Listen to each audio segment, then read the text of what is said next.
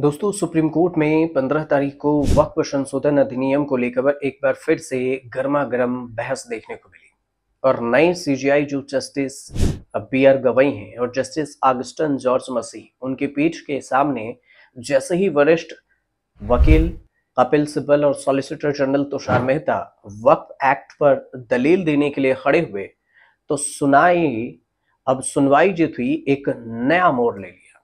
नया मोड़ क्या?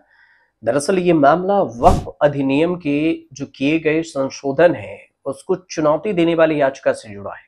इसमें याचिकाकर्ताओं ने आरोप लगाया कि वक्फ बोर्ड को निजी संपत्तियों को वक्फ घोषित करने का असीम अधिकार दिया गया है, जो कि संविधान के मूल भावना के खिलाफ है। ये बात कोर्ट में कही गई। तुषार मेहता का जो दलील है वो दलील भी पहले सुनिए।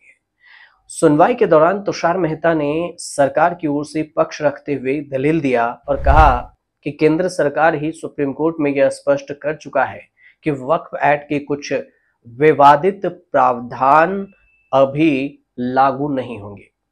और इस पर बेंच ने पूछा कि क्या अभी अंतरिम राहत की सुनवाई हो रही है? तो फिर मेहता ने कहा कि अगर कोर्ट अंतरिम आदेश जारी करने पर विचार करता है तो इसमें ज्यादा समय नहीं लगेगा। उन्होंने ये भी कहा कि याचिकाकर्ताओं की तरह वह भी एक शॉर्ट नोट दाखिल करेंगे जिससे सुनवाई को आसान बनाया जा सके।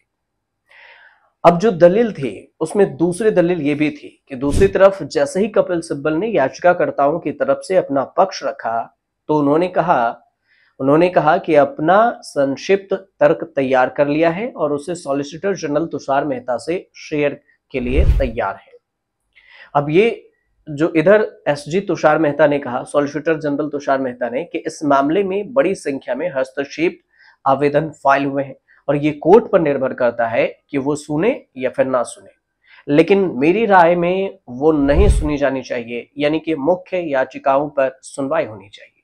वहीं पर वकील विष्णु शंकर जैन, उन्होंने अदालत को याद दिलाया कि उन्होंने पहले भी याचिका में ये मांग रखी थी कि पुराने वक्फ एक्ट के कई प्रावधान बेहद मनमाने और फिर संविधान के विपरीत हैं। उसमें आग्रह किया गया कि कोर्ट इन मुद्दों पर गंभीरता से विचार करे। ये भी कहा गया कि इस पर सुप्रीम कोर्ट ने जो जवाब दिया उसमें सुप्रीम कोर्ट ने कहा एसजी तुषार मेहता से पहले ही सुनवाई में आश्वस्त हो चुके हैं कि वक्फ एक्ट के कुछ प्रावधान लागू नहीं होंगे और यह व्यवस्था अभी लागू रहेगी और इस पर अगर पालन नहीं होता है तो कोर्ट देखेगा। एसजी तुषार मेहता ने आश्वस्त किया कि कोर्ट को दिए गए सरकार के अंडरटेकिंग पर ही वो कायम रहेगी। अब सुप्रीम कोर्ट ने अगली सुनवाई की जो तारीख है वो दे दी 20 मई को। 20 मई को अगली सुनवाई होगी। अब इस दिन तय होगा कि क्या वक्फ एक्ट के प्रावधानों पर अंतरिम रोक को आगे भी जारी रखा जाएगा या फिर नहीं।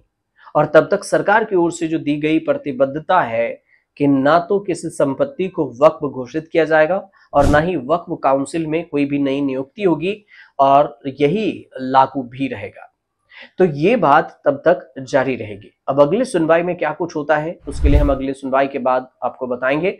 फिलहाल आपको अगर जानकारी अभी की अगर सही लगे तो हमारे चैनल से जुड़िए, इसे सब्सक्राइब कीजिए, शेयर कीजिए और इसे कमेंट जरूर कीजिएगा।